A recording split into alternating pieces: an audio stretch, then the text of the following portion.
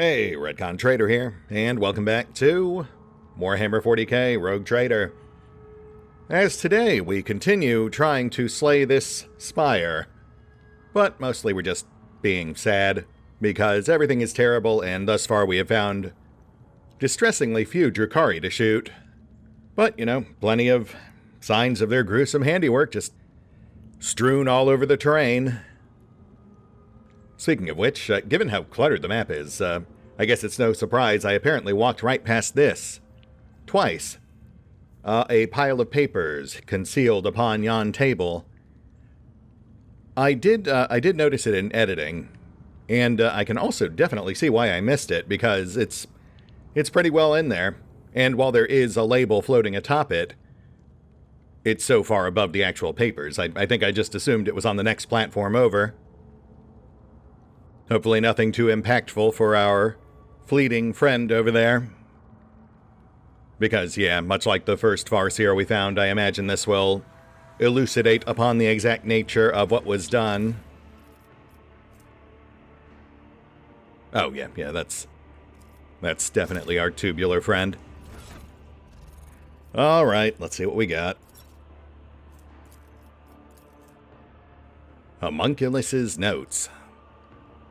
Deliverance as the activation order code word. Excellent. 43. Sequential joint removal. Started with the fingers. The process resulted in death as in every previous instance. The body will be reformed and regrown. 59. Internal organs excised and placed into an alkaline solution without severance from the nervous system. The subject is observing its dismemberment and experiencing the pain at its full intensity. The agony strengthens the connection to the veil, but the body is weak and inevitably perishes. 71. The subject's body disintegrates faster with each new assembly. Thermobox introduced into the torso for alternate cooling and heating, with constant electrical stimulation. The subject has survived for 4 minutes longer compared to the previous resurrection. 75. Physical torture discontinued. Audiovisual headband placed on the subject's head to broadcast images of its suffering kin into its consciousness. Cardiac arrest recorded 19 minutes later. 96. Subject in possession of all previous knowledge, including memories of pain and death, and therefore fully compliant. Phenomenal strengthening of the veil connection observed, but the body survives for no longer than 3 minutes under any set of conditions. Oh, interesting. I mean, also gross, but, you know. Honestly, the first experiment to me was the most horrifying because it was the one that felt the most physically visceral. The more abstract you get with these tortures, the less disturbing I guess I find them to be because it's something that I just can't inherently relate with, I suppose. Beyond that, though, this once again reiterates that, aside from just, I guess, the sadistic pleasure and potential food source, the purpose of all these experiments was apparently to try to somehow manipulate the veil, though I'm not sure precisely to what end, given the previous implications that just the mere presence of Farseers might pose a danger to the dimensional stability of Camorra. Perhaps they were trying to find some way to like surgically destroy or remove parts of it. Or perhaps some other inscrutable Eldari purpose that simply escapes me. There was also that activation code, Deliverance, but unfortunately I do think that the usefulness of that code may have died along with our unfortunate friend. We'll just have to hope that wasn't something important. That said, we glimpsed a few hostile experiments over yonder. Let's go put them down. And hopefully we can gank a few homunculi in the process. I will say, after all the infinite horrors of this place that we have thus far endured, it will be gratifying to encounter things we can simply shoot our way through.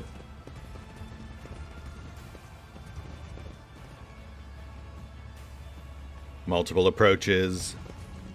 Pretty narrow on both, though.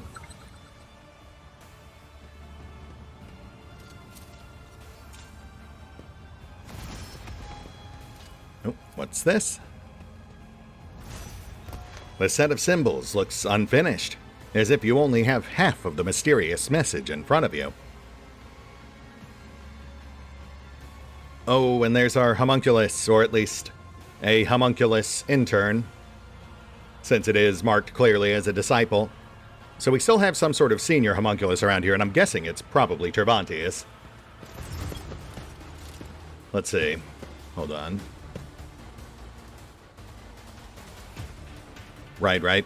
Front row of ablative experiments, that makes sense.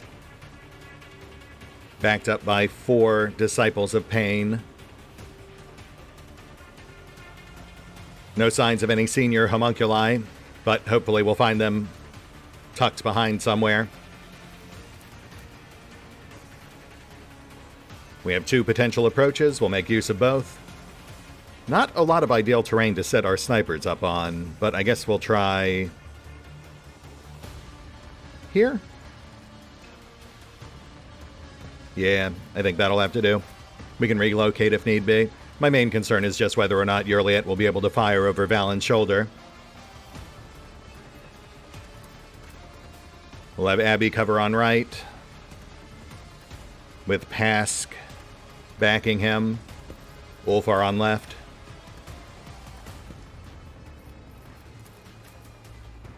And then Cass, we need to make sure she has line of sight to Abby.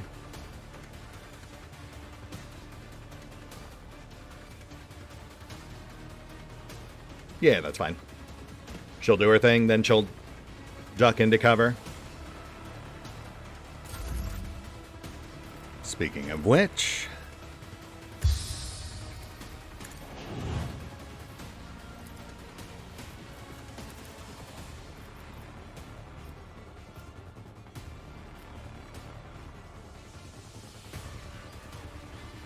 Pull. You pay dearly for your actions. And look at that. Malign Influence working as advertised. So that's an extra 11 to 22 damage chaser, depending on whether or not they resist. On top of, I imagine, the damage from the forced move itself. Not huge, obviously, especially when we're up against enemies with 100 plus hit points, but you know, it all adds up.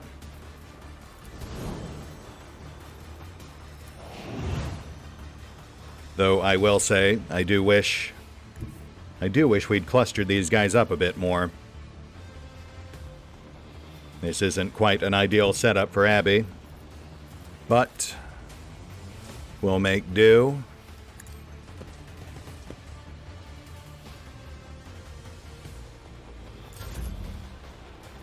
Cast into cover. I have read tomes of military tactics.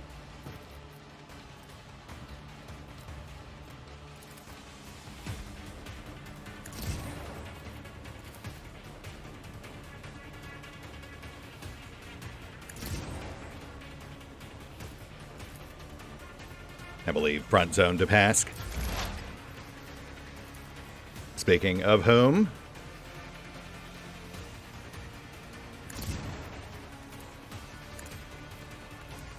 Request approved. front zone set, double fortified.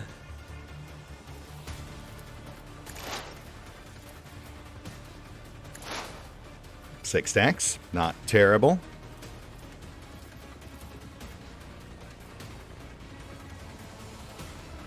And hang back for a sec. Just want to see what these guys actually do. Frenzy injection. You will pay dearly for your actions.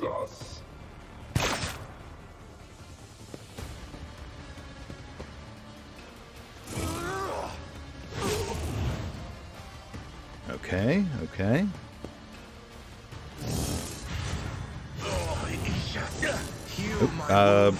What's going on here? Target well struck.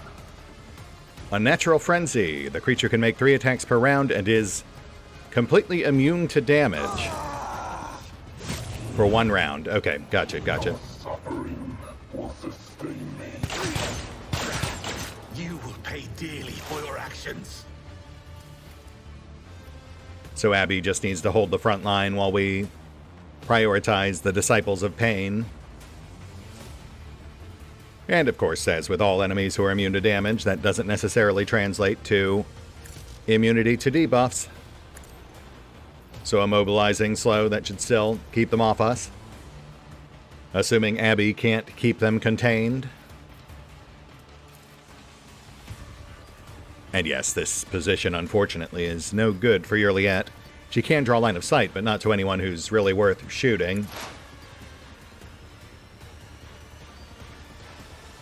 Well, maybe this guy.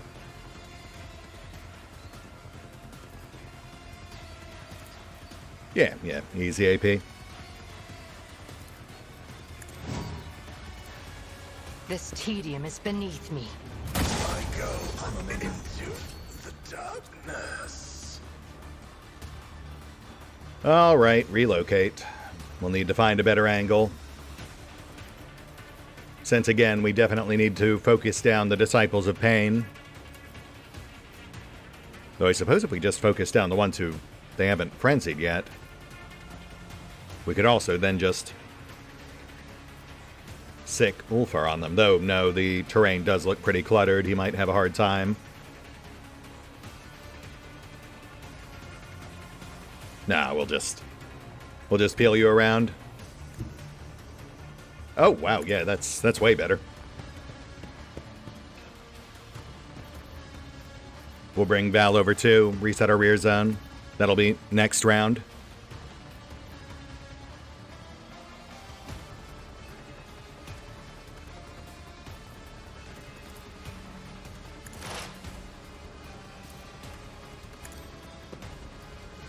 A pitiful attempt. Ah. Whiffed on primary, tagged an invulnerable secondary. Well, that's no good.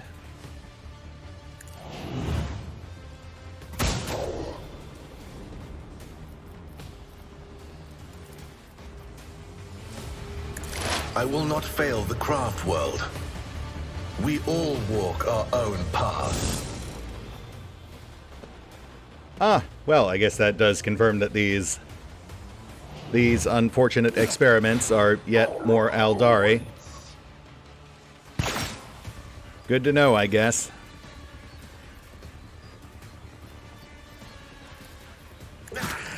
You will pay dearly for your actions. All right, Ulfar, let's get you in there. None can do this better than a warrior of the All-Father!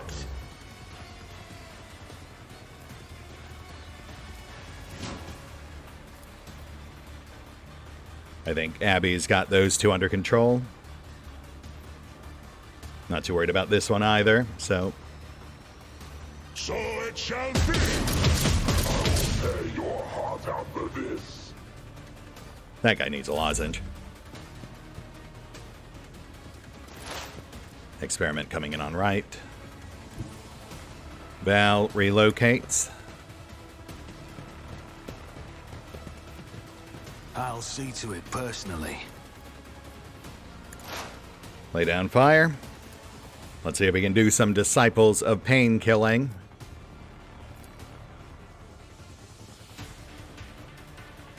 I'd also like to test the new Depth Dealer talent because it occurs to me now that Yurliette did not take a free shot after dropping that other guy.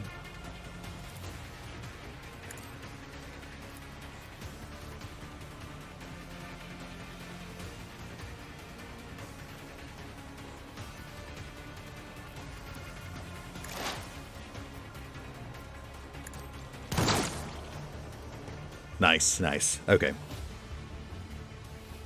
Primary tagged. Thought we had some bleed through, but secondary may have been immune.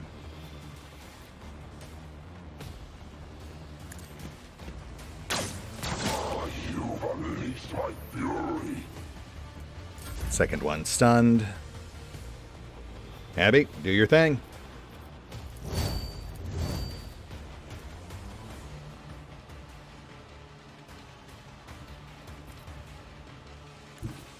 Reposition.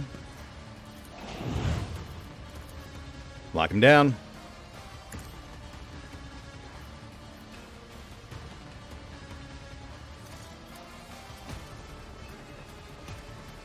Drop this one.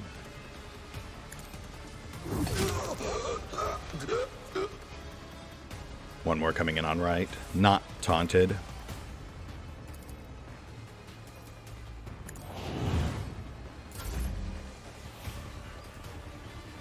And Cass. Let's get our sniper zone reset. Also, perhaps go for another cluster.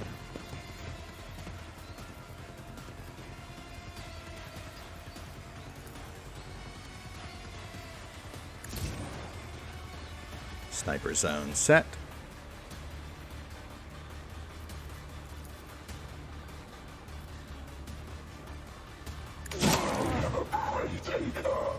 Ooh, that guy's almost down. Val.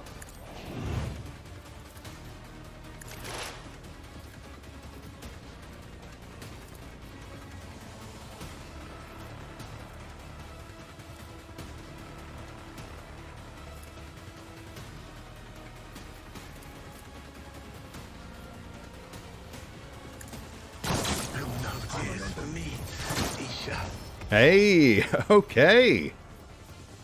Death Dealer does indeed work, at least with our primary shot. Maybe it's just those special secondary shots that don't count. We'll experiment with those moving forward.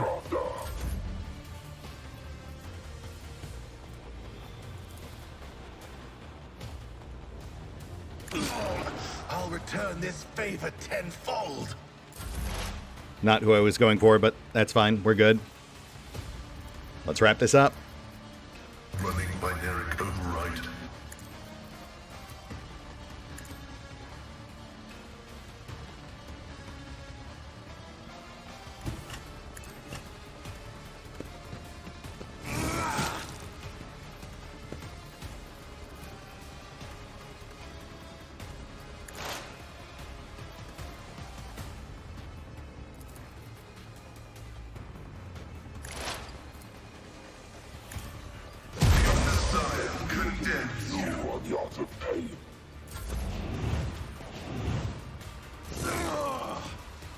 Strands of fate, guide me.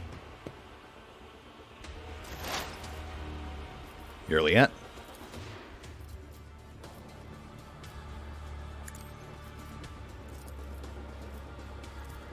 Let's try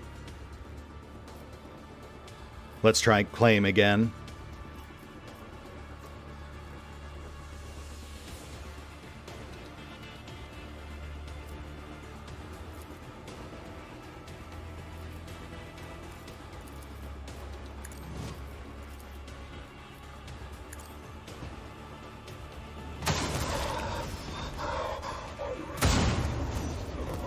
Okay, she did get a free shot that time.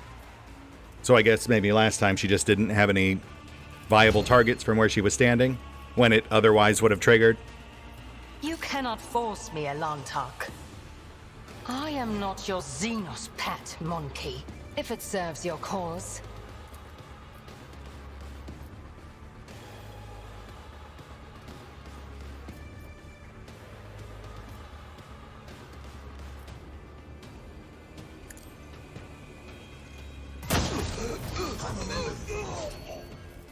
Yeah, and the bonus attack is once per round, so no free shot on that kill. You are mine now.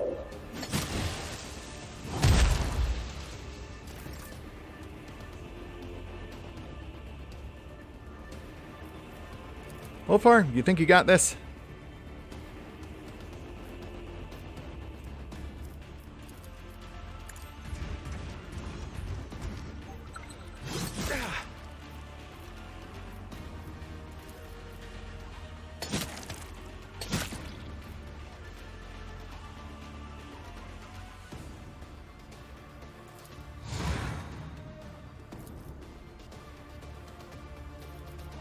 See how the wolf succeeds!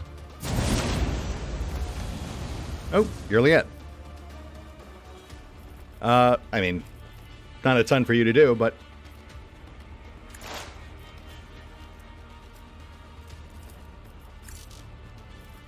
just hang tight, I guess.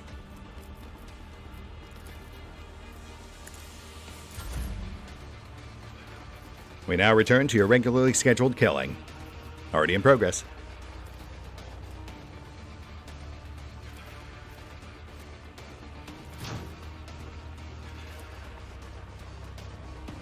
Actually,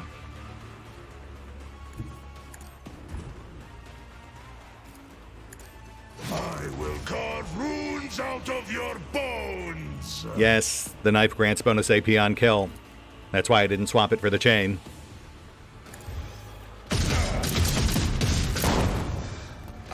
And there we go. Darkness. Wait, Monkey. Extend a helping hand and I will show you the way home. Oh, is that so? Giant, ominous thing. Well, you know, I'll get back to you on that. Let me just canvass the area real quick. Generally speaking, we have found notes lying around to provide some context for each of these otherwise inscrutable experiments we've stumbled across. Minus the board game. The board game didn't have one. But yeah, we should definitely check for notes before we engage. And would you look at that? Let's see what we got. Journal of Observations.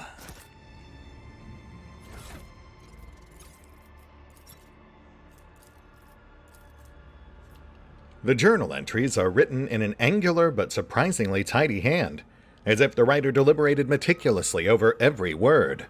The notes are supplemented by diagrams and formula. The Farseer's mind is aggressively resisting external interference. The mind maggot perished instantly upon being introduced into the system, which has never been observed before. Interesting. As punishment, the subject was placed in vibra shackles that chip away at limb bones. Unreadable diagrams. Mind maggot enhanced with a power implant. Subject placed in a red-hot metal capsule during the introduction of the parasite. Despite the pain and parasite in its system, the subject succeeded in addressing the veil. Parasite destruction detected 2 minutes into its presence in the subject's body. Unreadable diagrams. Mind maggot enhanced with poison that suppresses the host's psychic functions and placed successfully inside its victim.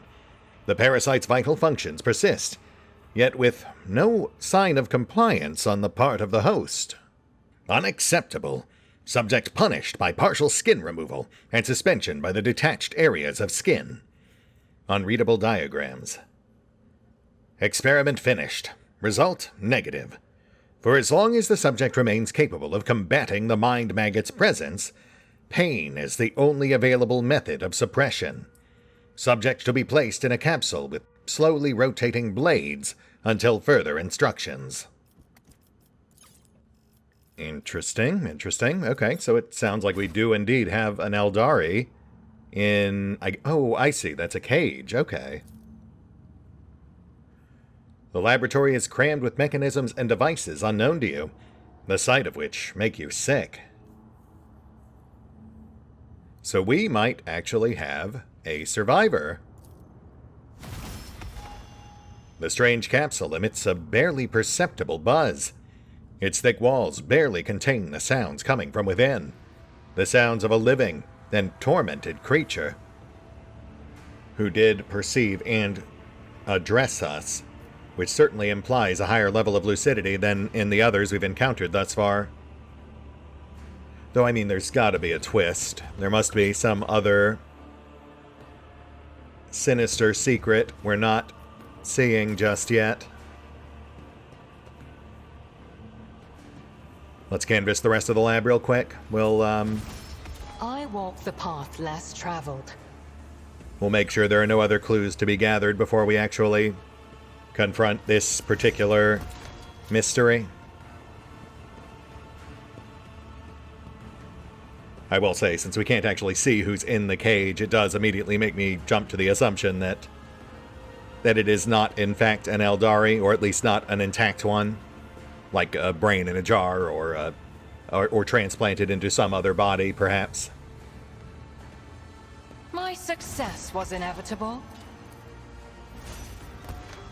The set of symbols looks unfinished. We found another console like that over near where we came in. Maybe we need all the symbols to safely work the machine? That could be the twist. That if we don't have all the appropriate symbols, we can't safely release whoever's held in that cage. Yeah, we can't do anything else with this one.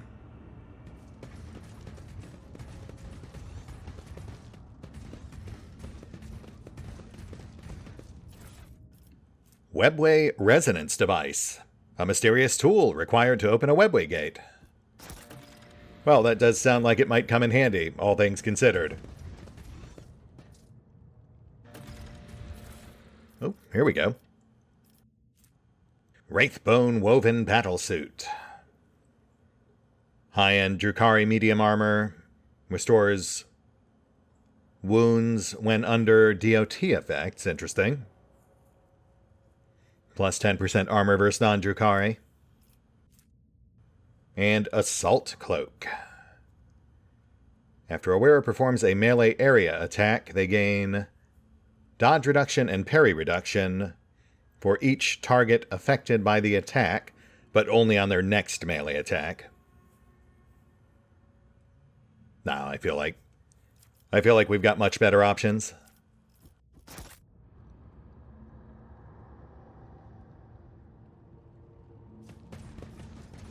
Is there money to be made? Oh, here we go. This is new.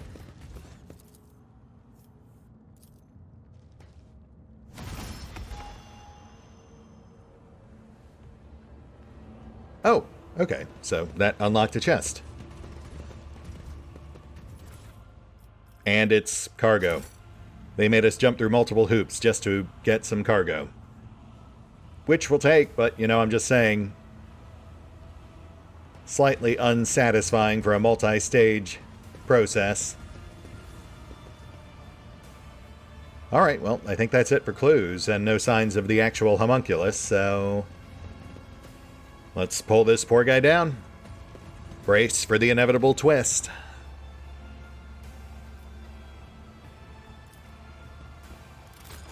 Somewhere, an unseen mechanism whirs to life. Okay.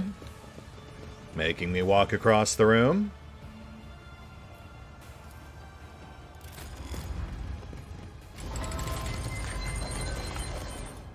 Huh.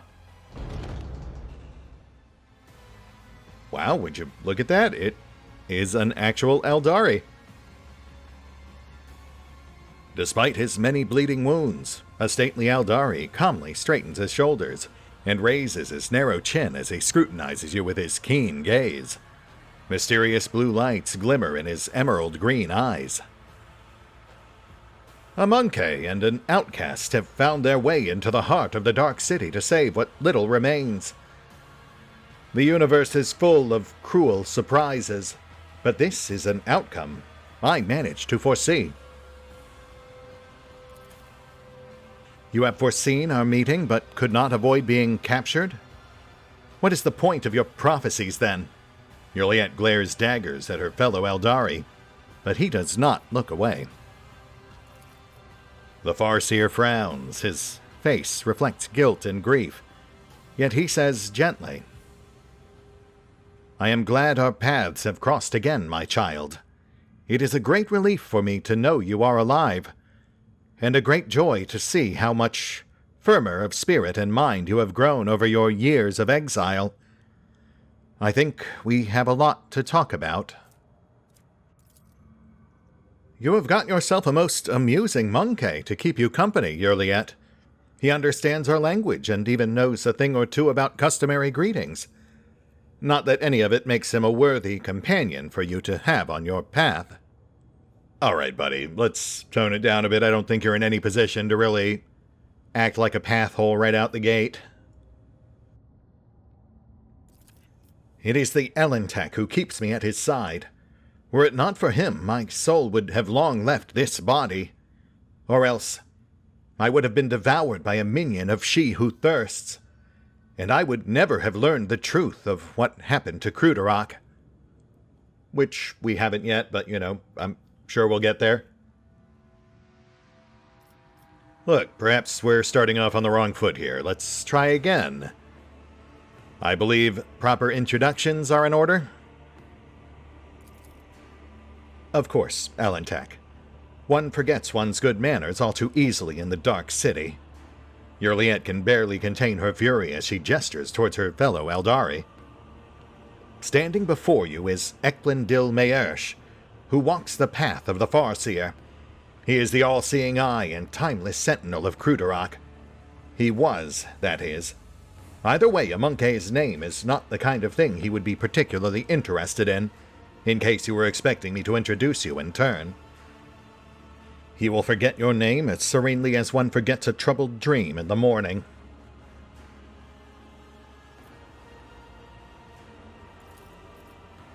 Elentak. Now that is a word I have not heard in years. The Farseer does not even look in your direction.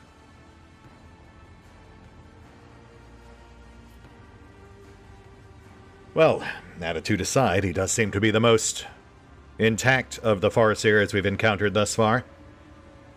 That's something, at least. Between the homunculus's tortures, I was able to glance inside my kin's desperate minds.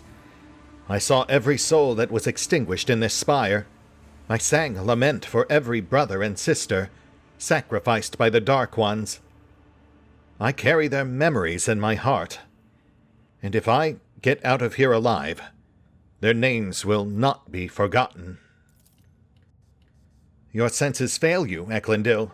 Many died, but not all. Yurliet turns around sharply and points to the game board containing the Farseer's soul. I was unable to save her, but you could have tried.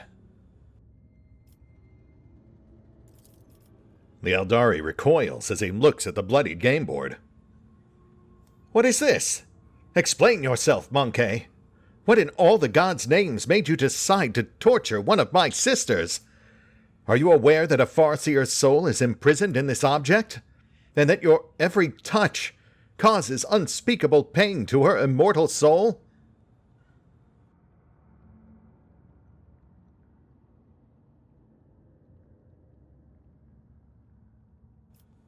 Yes, I am aware, but it was either that or leave her behind to die. I was making an effort to return her to her kin, which is more than I can say for some people. The Eldari's expression is inscrutable, but he struggles to speak. You have set me free, and I am grateful for the rescue. But what you are doing is wrong. I can free my sister's tortured soul if you let me. Monkey, I am asking you for one more favor. Oh, okay. I mean, I thought we needed the board game to navigate the webway, but apparently we just have the webway key now, so I guess it serves a separate purpose, which perhaps, I suppose it would at the very least give us an idea of exactly what this guy's idea of saving people might be. We saw something similar with Nocturne earlier when he saved that other Eldari by killing his physical form and harvesting his spirit stone. And honestly, I mean, we had no real plan with this thing regardless. We were, at best, going to hand it off to Moran. Very well. Just don't make any sudden moves. Yurliet blinks in surprise. In her eyes there is a faint and fleeting trace of softness and gratitude. Really? I must confess, I have set little store by your species in the past. Perhaps in some regards I was wrong to do so.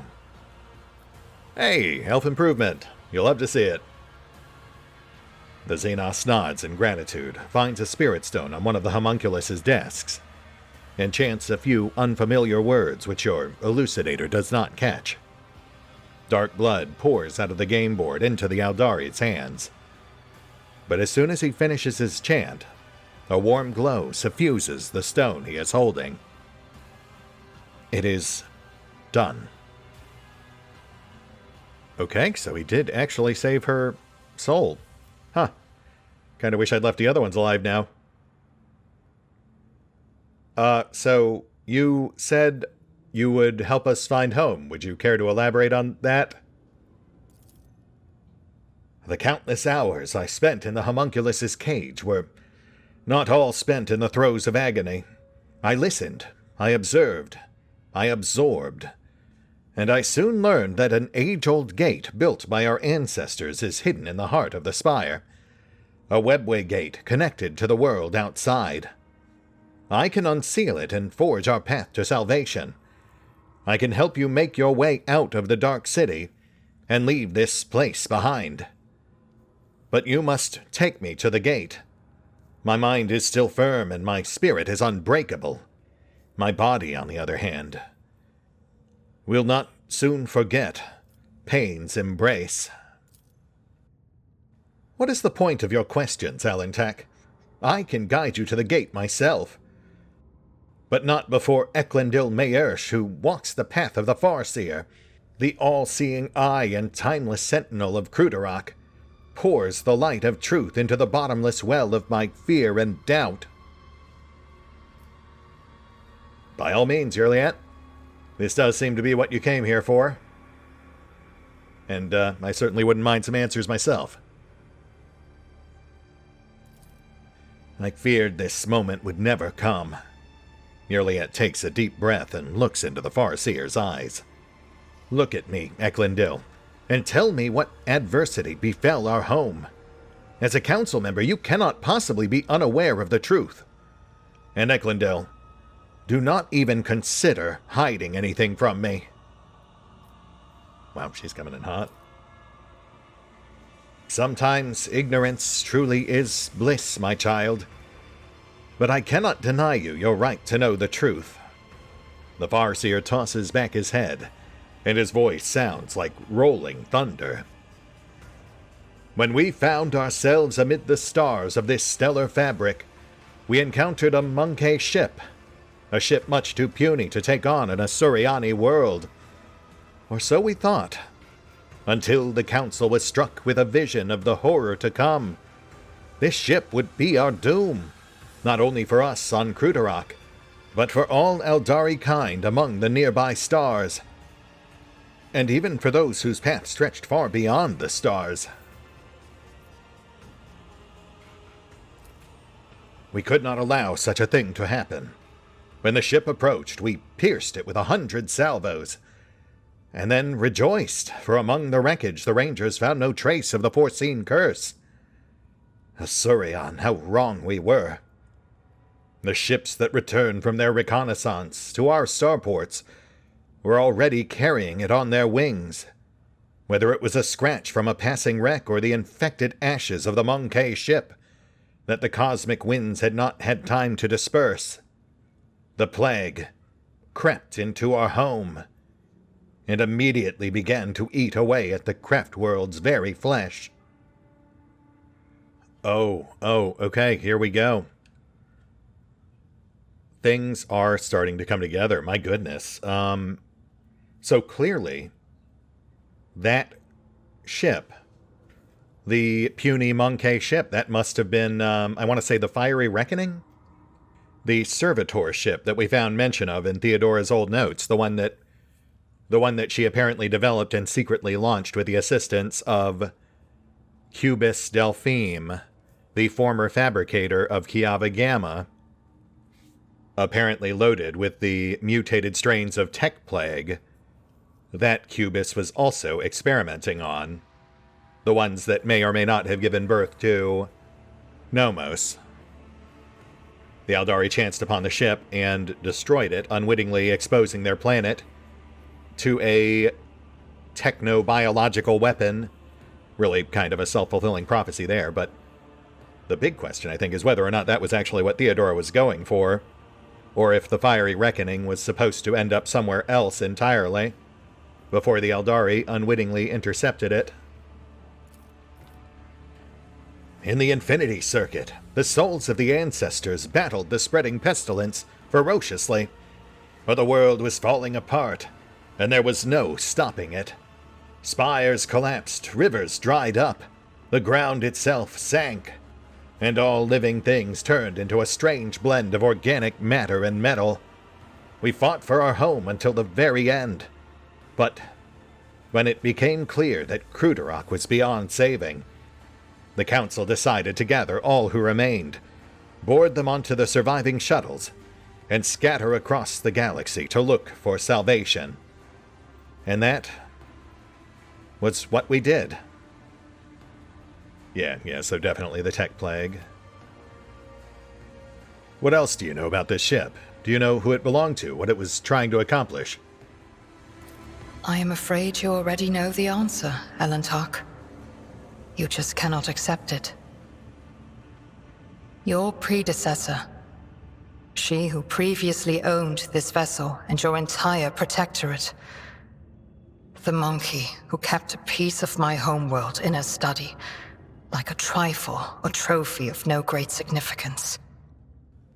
Juliet looks at you with a mixture of sorrow and sympathy.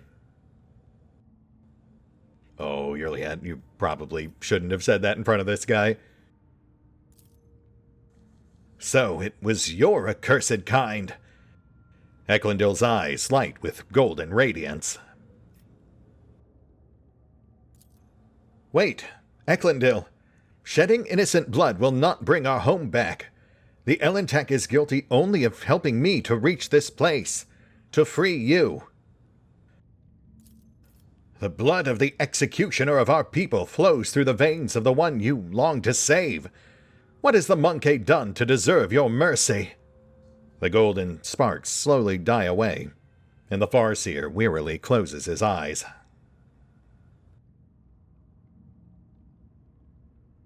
Well, not for nothing, Dillhole, but it actually sounds like you kind of executed yourselves by blowing up a random monkey ship, which apparently unleashed this plague upon your people. You want to know how your kinspeople destroyed my world? So you can follow their example. I mean, I kind of already know exactly how she did it. I'm just trying to get you to do some elf reflection here, bud. Answer the question, Eklundil. Not for the monkey's amusement, but for the sake of those whose souls dissolved into infinity. At first, we thought the monkey were in the service of the greatest enemy of our kind, the one who lurks beyond the edge of reality. But the world's affliction manifested itself differently. It distorted Kruderok while avoiding encounters with the souls of our ancestors. We were waiting for Silent Thresh, the destroyer of souls, to burst her way in through the gaping wounds of the world. Yet her gaze was directed away from our suffering. No one ever managed to identify the nature of the curse, even as we watched it destroy our home. And so, having lost all hope of saving it, we fled. So, how did you end up here? How did the Drukhari get involved? Our twisted cousins found our arcs in the Void's cold embrace. At first it seemed they were going to save us, to extend a helping hand. And so we told them what had happened to Kruderok and where to look for it. But our cousins' souls are dark and thirst for blood. My arc was one of the first they seized. The Drukhari massacred hundreds of thousands of their own kind for fleeting pleasure's sake, and enslaved the Farseers for their accursed experiments. And that, monkey, is how I ended up hanging in this cage. Wow, Juliet, you know what? I may have actually been too hard on you. It turns out that all of your people are idiots. Okay, well... Just to be sure I'm getting this straight. Not only did you and the other Farseers essentially destroy your own planet, but then you personally turned around and basically handed the bulk of the remaining survivors to the Drukhari? The Arabenian took care of what remained. But that is none of your concern, Monkey. Oh, interesting. Okay. I misread that question. Apparently it was about the remains of Cruderok. Yrliet is silent for a while, and then says coldly, "But Eklundil, how did Cruderok end up in the Expanse? This close to Monkey's ships and the Dark One's hunting grounds?" "That was the path chosen by the Council, my child. We had charted Cruderok's course among the stars for years, and no one had an inkling of the terrible fate that would await us in the place that promised us salvation."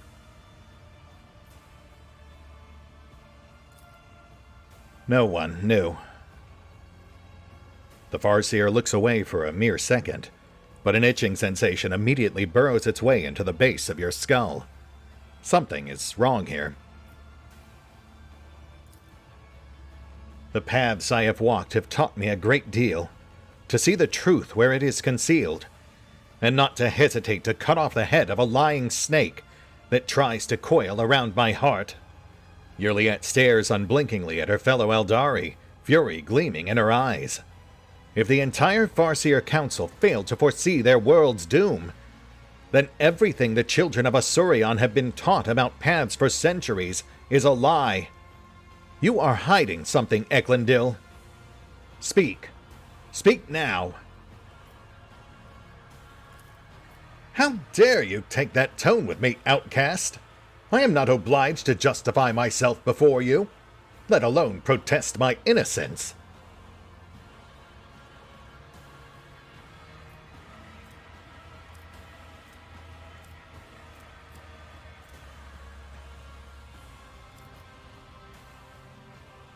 And yet you find yourself in no position to bargain either. We're the ones who rescued you from that cage, killed your captors. And not to put too fine a point on it, but you do still require our assistance. Do you not? The Farseer's emerald green eyes are filled with despair. "We had been steering Cruderok along a course prophesied by the stars themselves, until Shael's tumultuous currents cast us to the edge of the Great Wound. A storm was coming, threatening to sweep Cruderok away from its path. And so the Council decided on a route to safety, across the nearest islet of Hope and into the place known among the Monkey as the Coronis Expanse. We stood by our decision, but there came a point where the prophecies became ever darker and more unsettling. Someone proposed altering the course, but the closing grip of raging Shael was blocking our path on all sides. It was then that the Council's opinion was split. My vote was the deciding one in that difficult debate, for I believed that the prophecy that had promised us salvation in the Expanse could not have been a lie. You already know what happened next." The Farseer closes his eyes and turns away, unwilling to meet Yrliet's gaze. Yrliet looks lost. "So, we were doomed. I should have stayed on Cruderok. I could have tried to help those who survived the disaster. If only I had not chosen that accursed path and left the craft world, I could have at least tried to save someone."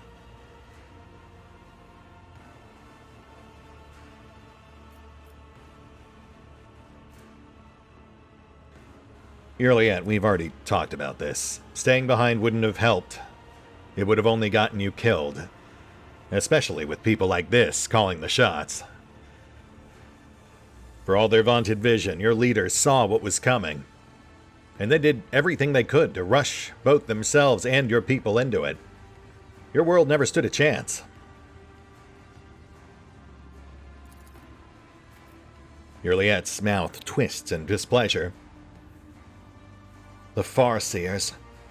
It was not beyond their power. They led Kruderok to prosperity for years, only to become too blind to what was going on around them. Had they not followed the prophecy as the old customs required, had they changed course instead, Kruderok might still be whole. Well, be that as it may, there's no changing the past. What's done is done. The best you can hope for is to learn from it, and take those lessons with you into the future. A lesson I well know and now impart to you. I leave it to you to decide what to do with it. And with him. Juliet stays silent for a long time, peering into the face of the Farseer standing across from her. We are both guilty, and both deserve a fate much more terrible than death. However, it is too early for us to leave this world before we have atoned for our guilt. Come with me, Eklundil. We have a lot to do before the Great Oblivion. We will find our brothers and sisters and protect them from those who seek to harm them. Perhaps we may even find a new home.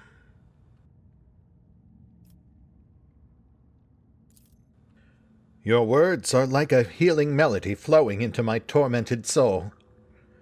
For the first time, a slight smile graces the Farseer's lips. I accept your proposal, my child.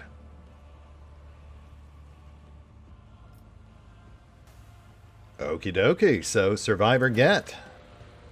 Interesting. I will say it is also very gratifying to finally get some of these disparate plot threads twining together. The mystery of the fiery reckoning at least partially resolved. And tying into a rather unexpected separate thread, that of Juliet and her people, the fate of her craft world. Though again, the big question I think remains, which is whether or not that was the result Theodora was actually going for. Whether she deliberately destroyed the craft world or that was just happenstance, brought upon the Eldari craft world by its own hubris. Which I suppose to a certain extent would also certainly explain the Drukhari's unusual level of interest in our particular protectorate. Considering that the Von Valancius protectorate was, whether wittingly or not, directly responsible for the destruction of an entire craft world. Not to mention hundreds of thousands of the resulting refugees, thus falling into the hands of the Reaving Tempest. I was starting to wonder why we were getting so bogged down with all this Drukhari stuff when the original storyline really did feel like it focused on so many other things. But now at least it is starting to make a bit more sense. Though we also obviously still have many questions that remain yet unanswered. That said, this does feel like a good place to call it. We'll hit the pause button for now. I will mull on what we have learned, and I'll do another quick pass on this labyrinth. Make sure there's nothing else we may have missed. And we'll pick up here next time. As we go forwards, not backwards. Upwards, not forwards. And always twirling, twirling, twirling towards freedom. See you then.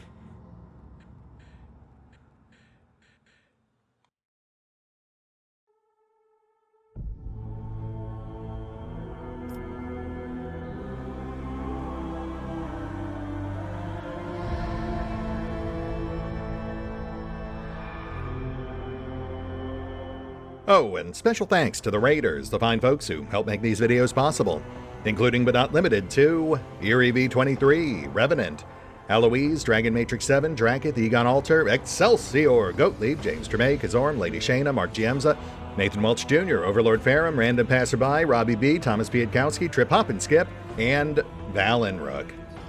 Thanks for your support, guys. That said, if you'd also like to help support the channel, then feel free to push the buttons that do the things. Trust me, it does make a difference.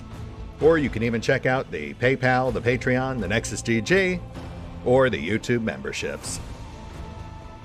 Links are in the description. I am afraid you already know the answer, Elentark. You just cannot accept it.